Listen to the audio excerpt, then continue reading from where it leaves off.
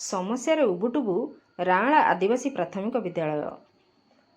ଢେଙ୍କାନାଳ ଜିଲ୍ଲା ଗଅଁଦିଆ ବ୍ଲକ ଅନ୍ତର୍ଗତ ଲେଥେକା ପଞ୍ଚାୟତର ଆଦିବାସୀ ଅଧିଷ୍ଠିତ ରାଆଁଳା ସରକାରୀ ପ୍ରାଥମିକ ବିଦ୍ୟାଳୟ 2009 ମସିହାରୁ ପ୍ରତିଷ୍ଠିତ।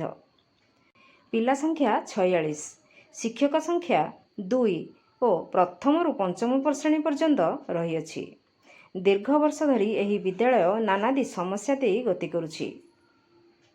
ଏହି ବିଦ୍ୟାଳୟରେ ଜଳ ଯୋଗାଣର ସଠିକ୍ ବ୍ୟବସ୍ଥା ନଥିବାରୁ ପାଇଖାନା ଓ ରୋଷେଇ ତଥା ହସ୍ତ ପ୍ରକ୍ଷାଳନ ପାଇଁ ପିଲାମାନେ ବହୁ ଅସୁବିଧା ଭୋଗୁଛନ୍ତି। ବାଳକ ପିଲାମାନଙ୍କ ପାଇଁ ପାଇଖାନା ନାହିଁ। ଯେଉଁ ପାଇଖାନା ଅଛି ତାହା ଅତି ନିମ୍ନମାନର। ବିଦ୍ୟାଳୟ ଚାରିପଟେ ବାଉଣ୍ଡରୀ ନଥିବା ହେତୁ ବିଭିନ୍ନ ସମୟରେ ବାହାର ଲୋକ ଆସି ଭୋଜିଭାତ କରିବା ସହ ଅବାଧ ପ୍ରବେଶ କରୁଛନ୍ତି।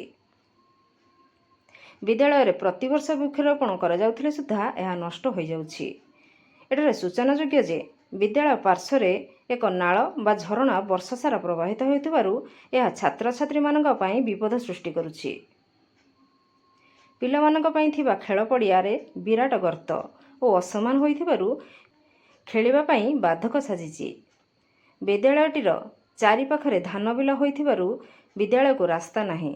ତାହା ଦୀର୍ଘଦିନ ଧରି ଅଧା ପଉଁତରିଆ ହୋଇ ପଡ଼ି ରହିଛି। ବହୁ ଦୂରରୁ ବିଦ୍ୟାଳୟକୁ ବିଦ୍ୟୁତ୍ ସଂଯୋଗ କରାଯାଇଥିବା ବେଳେ ତାହା ତଳେ ପଡ଼ି ଏକ ବିପଦକୁ ସ୍ୱାଗତ କରୁଛି। ଏ ବାବଦରେ ବିଦ୍ୟୁତ୍ ବିଭାଗକୁ ଜଣାଇଥିଲେ ସୁଦ୍ଧା କିଛି ଫଳ ମିଳୁନାହିଁ ବୋଲି ବିଦ୍ୟାଳୟ ପରିଚାଳନା ସଭାପତି ତପନ ସ୍ୱାଇଁ ପ୍ରକାଶ କରିଛନ୍ତି।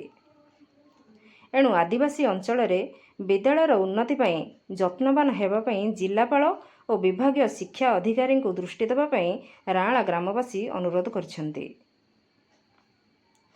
ଢେଙ୍କାନାଳରୁ ସୌମ୍ୟରଞ୍ଜନ ମହାନ୍ତିଙ୍କ ରିପୋର୍ଟ, ନାଗରାଜ ନ୍ୟୁଜ୍।